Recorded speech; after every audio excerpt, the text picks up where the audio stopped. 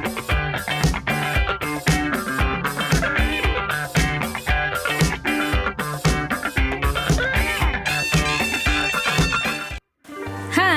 வணக்கம் and welcome to பொம்மூஸ் touch. இந்த வீடியோவில் ரொம்பவும் ஹெல்த்தியான மணத்தக்காளி கீரையில் சூப் எப்படி செய்யறதுன்னு பார்க்கலாம். அதுக்கு மணத்தக்காளி கீரையை நல்லா வாஷ் பண்ணிட்டு சின்ன சின்னதாக கட் பண்ணி எடுத்துக்கோங்க. இப்போ பேன் அடுப்பில் வச்சு அது ஹீட் ஆனதும் 1 டீஸ்பூன் பட்டர் போட்டுக்கோங்க. பட்டர் நல்லா மெல்ட் ஆனதும் அதில் ஃபைனாக சாப் பண்ண ஒரு 8 பல் பூண்டு போட்டுக்கோங்க. அதோட பொடியாக கட் பண்ண ஒரு மீடியம் சைஸ் பெரிய வெங்காயம், ஒரு பழுத்த தக்காளி. இது சீக்கிரம் வதங்கிறதுக்காக 1 டீஸ்பூன் உப்பு போட்டு இதை நல்லா வதக்கி விட்டுக்கோங்க. நம்ம போட்டிருக்க பூண்டெல்லாம் பட்டரில் நல்லா வதங்குற மாதிரி பார்த்துக்கோங்க. அதுதான் சூப்புக்கு ஒரு நல்ல ஃப்ளேவரை கொடுக்கும். இதை 1 நிமிஷத்துக்கு நல்லா வதக்கிக்கோங்க. அப்போ தான் ஆனியன் நல்லா டிரான்ஸ்பரண்ட்டாக வரும்.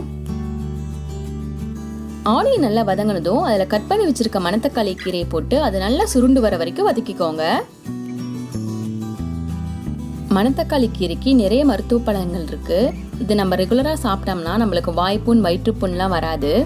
அது மட்டும் இல்லாமல் இது மோஸ்ட் ஆஃப் த இந்தியன் மெடிசனில் அதிக அளவு யூஸ் பண்ணுறாங்க. கீரை நல்லா வதங்கி சுருண்டு வந்ததும் இதில் 1/2 டீஸ்பூன் மஞ்சள் தூள், 1/2 டீஸ்பூன் ஜீரா பவுடர், காரத்துக்கு தகுந்த மிளகுத்தூள் போட்டு இதை நல்லா மிக்ஸ் பண்ணிக்கோங்க.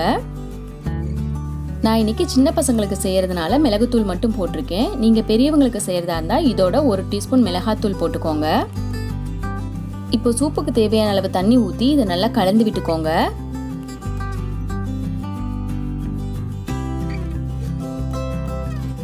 இந்த ஸ்டேஜில் உப்பு கரெக்டாக இருக்கான்னு செக் பண்ணிவிட்டு இதை மூடி போட்டு ஒரு 5 நிமிஷத்துக்கு குக் பண்ணிக்கோங்க. இப்போ 5 நிமிஷம் ஆயிடுச்சு. நம்ம ஓப்பன் பண்ணி பார்க்கலாம். பாருங்க, நல்லா கொதிச்சு சூப் ரெடி ஆயிடுச்சு. இதை நல்லா ஒரு தடவை கலந்து விட்டுக்கோங்க. இதை நீங்கள் அப்படியே சாப்பிட்டீங்கனாலும் ரொம்ப நல்லது. அப்படி இல்லைன்னா அதில் இருக்க சூப்பை மட்டும் ஃபில்டர் பண்ணிட்டு சர்வ் பண்ணுங்க. இப்போ ரொம்பவும் ஆரோக்கியமான மணத்தக்காளி சூப் ரெடி.